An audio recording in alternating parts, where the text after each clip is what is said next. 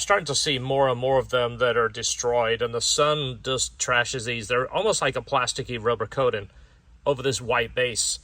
That way the light shows through this white right here. Well, we're starting to carry these knobs in the store. I just got my first batch in. I'm going to show you how to install it right here. It is a Honda knob.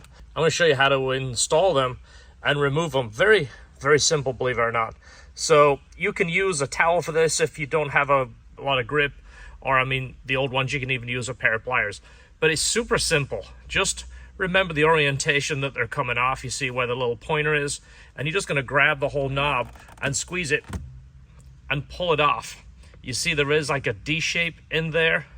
Make sure you put the new one on in the same orientation. That's why I'm telling you to pay attention to the direction of the line, just so you're not there shoving it on and damaging this portion right here. But the new one just pushes right on.